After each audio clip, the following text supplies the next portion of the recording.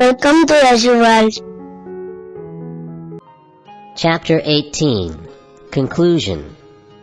The Perfection of Renunciation. Arjuna said, O mighty armed one, I wish to understand the purpose of renunciation, Tyag, and of the renounced order of life, Sanyas, O killer of the Keshi demon, master of the senses. The Supreme Personality of Godhead said, the giving up of activities that are based on material desire is what great learned men call the renounced order of life, Sanyas, and giving up the results of all activities is what the wise call renunciation, Tyag. Some learned men declare that all kinds of fruitive activities should be given up as faulty, yet other sages maintain that acts of sacrifice, charity, and penance should never be abandoned. O best of the Bharatas, now hear my judgment about renunciation. O tiger among men, renunciation is declared in the scriptures to be of three kinds. Acts of sacrifice, charity, and penance are not to be given up. They must be performed. Indeed, sacrifice, charity, and penance purify even the great souls. All these activities should be performed without attachment or any expectation of result. They should be performed as a matter of duty, O son of Pritha. That is my final opinion. Prescribed duties should never be renounced. If one gives up his prescribed duties because of illusion, such renunciation is said to be in the mode of ignorance. Anyone who gives up prescribed duties as troublesome or out of fear of bodily discomfort is said to have renounced in the mode of passion. Such action never leads to the elevation of renunciation.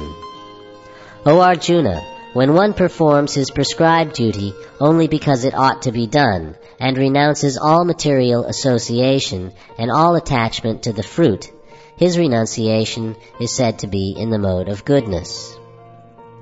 The intelligent renouncer, situated in the mode of goodness, neither hateful of inauspicious work nor attached to auspicious work, has no doubts about work. It is indeed impossible for an embodied being to give up all activities, but he who renounces the fruits of action is called one who has truly renounced. For one who is not renounced, the threefold fruits of action, desirable, undesirable, and mixed, accrue after death. But those who are in the renounced order of life have no such result to suffer or enjoy. O mighty armed Arjuna, according to the Vedanta, there are 5 causes for the accomplishment of all action. Now learn of these from me. The place of action, the body, the performer, the various senses, the many different kinds of endeavor, and ultimately the supersoul. These are the 5 factors of action. Whatever right or wrong action a man performs by body, mind, or speech is caused by these 5 factors. Therefore, one who thinks himself the only doer, not considering the 5 factors, is certainly not very intelligent and cannot see things as they are. One who is not motivated by false ego, whose intelligence is not entangled, though he kills men in this world, does not kill, nor is he bound by his actions. Knowledge, the object of knowledge, and the knower are the 3 factors that motivate action. The senses, the work, and the doer are the 3 constituents of action. According to the 3 different modes of material nature, there are 3 kinds of knowledge, action, and performer of action. Now hear of them from me. That knowledge by which one undivided spiritual nature is seen in all living entities, though they are divided into innumerable forms, you should understand to be in the mode of goodness. That knowledge by which one sees that in every different body there is a different type of living entity, you should understand to be in the mode of passion. And that knowledge by which one is attached to one kind of work as the all in all, without knowledge of the truth, and which is very meager, is said to be in the mode of darkness.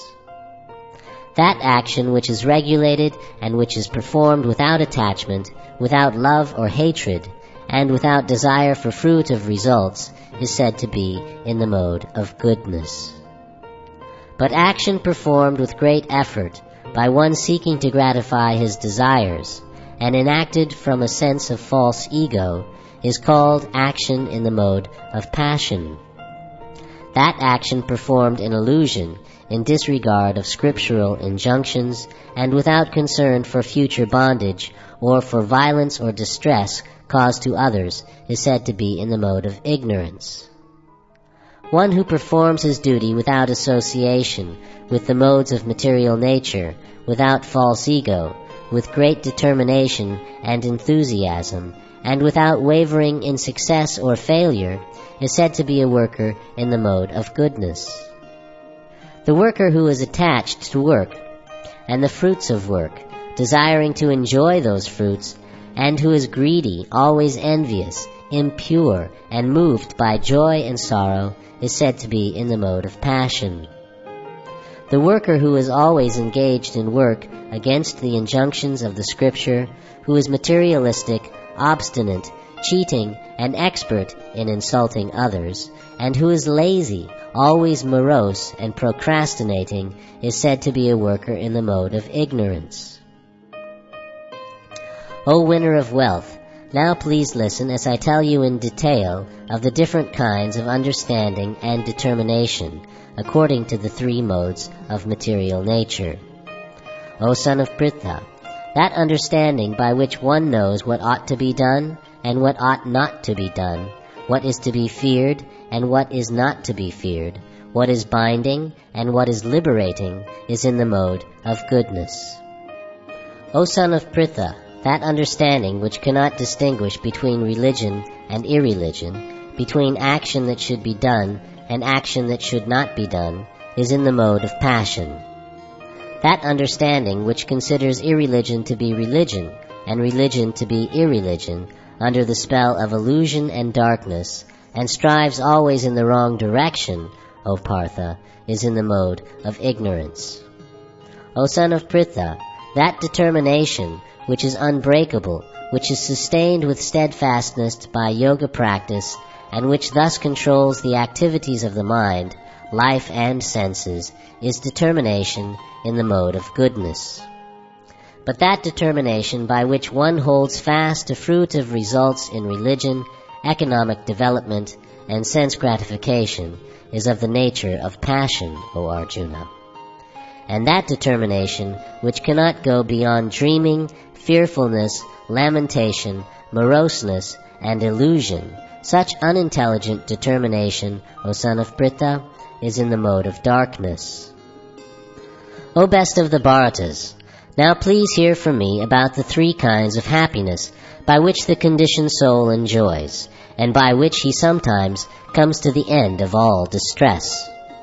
That which in the beginning may be just like poison, but at the end is just like nectar, and which awakens one to self-realization, is said to be happiness in the mode of goodness.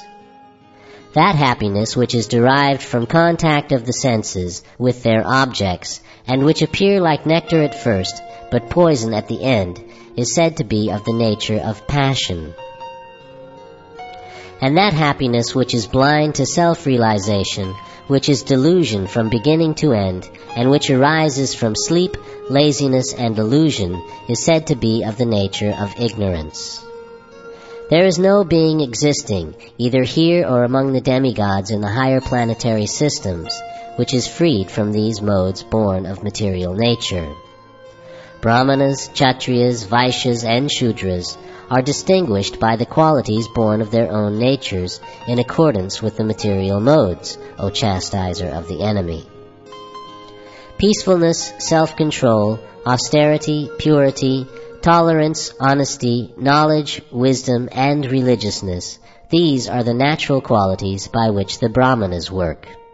Heroism, power, determination, resourcefulness, courage in battle, generosity, and leadership are the natural qualities of work for the Kshatriyas.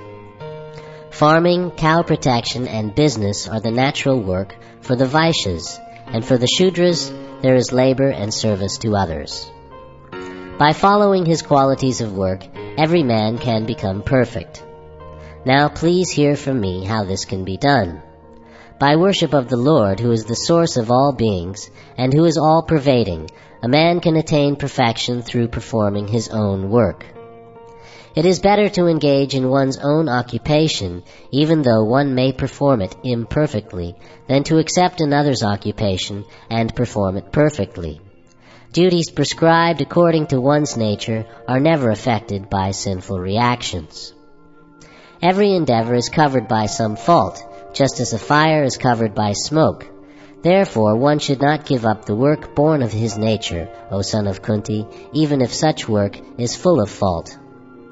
One who is self-controlled and unattached, and who disregards all material enjoyments, can obtain, by practice of renunciation, the highest perfect stage of freedom from reaction. O son of Kunti, learn from me how one who has achieved this perfection can attain to the supreme perfectional stage, Brahman, the stage of highest knowledge, by acting in the way I shall now summarize. Being purified by his intelligence and controlling the mind with determination, giving up the objects of sense gratification, being freed from attachment and hatred, one who lives in a secluded place, who eats little, who controls his body, mind, and power of speech, who is always in trance, and who is detached, free from false ego, false strength, false pride, lust, anger, and acceptance of material things, free from false proprietorship, and peaceful, such a person is certainly elevated to the position of self-realization. One who is thus transcendentally situated at once realizes the Supreme Brahman and becomes fully joyful. He never laments or desires to have anything. He is equally disposed toward every living entity. In that state he attains pure devotional service unto me. One can understand me as I am, as the Supreme Personality of Godhead, only by devotional service. And when one is in full consciousness of me by such devotion, he can enter into the kingdom of God. Though engaged in all kinds of activities, my pure devotee, under my protection, reaches the eternal imperishable abode by my grace. In all ego, not hearing me, you will be lost. If you do not act according to my direction and do not fight, then you will be falsely directed. By your nature, you will have to be engaged in warfare. Under illusion, you are now declining to act according to my direction, but compelled by the work born of your own nature, you will act all the same, O son of Kunti. The Supreme Lord is situated in everyone's heart, O Arjuna, and is directing the wandering of all living entities who are seated as on a machine made of the material energy. O sign of Bharata, surrender unto him utterly. By his grace you will attain transcendental peace and the supreme eternal abode. Thus I have explained to you knowledge still more confidential. Deliberate on this fully, and then do what you wish to do. Because you are my very dear friend, I am speaking to you my supreme instruction, the most confidential knowledge of all. Hear this from me, for it is for your benefit. Always think of me, become my devotee, worship me, and offer your homage unto me. Thus you will come to me without fail. I promise you this because you are my very dear friend. Abandon all varieties of religion, and just surrender unto me. I shall deliver you from all sinful reactions. Do not fear. This confidential knowledge may never be explained to those who are not austere or devoted or engaged in devotional service, nor to one who is envious of me. For one who explains this supreme secret to the devotees, pure devotional service is guaranteed, and at the end he will come back to me. There is no servant in this world more dear to me than he, nor will there ever be one more dear. And I declare that he who studies this sacred conversation of ours worships me by his intelligence. And one who listens with faith and without envy becomes free from sinful reactions and attains to the auspicious planets where the pious dwell. O son of Pritha, O conqueror of wealth, have you heard this with an attentive mind? And are your ignorance and illusions now dispelled? Arjuna said, My dear Krishna, O infallible one, my illusion is now gone. I have regained my memory by your mercy. I am now firm and free from doubt, and am prepared to act according to your instructions. Sanjaya said, Thus I have heard the conversation of two great souls, Krishna and Arjuna, and so wonderful is that message that my hair is standing on end. By the mercy of Vyasa, I have heard these most confidential talks directly from the master of all mysticism, Krishna, who is speaking personally to Arjuna. O King, as I repeatedly recall this wondrous and holy dialogue between Krishna and Arjuna, I take pleasure, being thrilled at every moment. O King, as I remember the wonderful form of Lord Krishna, I am struck with wonder more and more, and I rejoice again and again. Wherever there is Krishna, the master of all mystics, and wherever there is Arjuna, the supreme archer, there will also certainly be opulence, victory, extraordinary power, and morality. That is my opinion. Yashu World.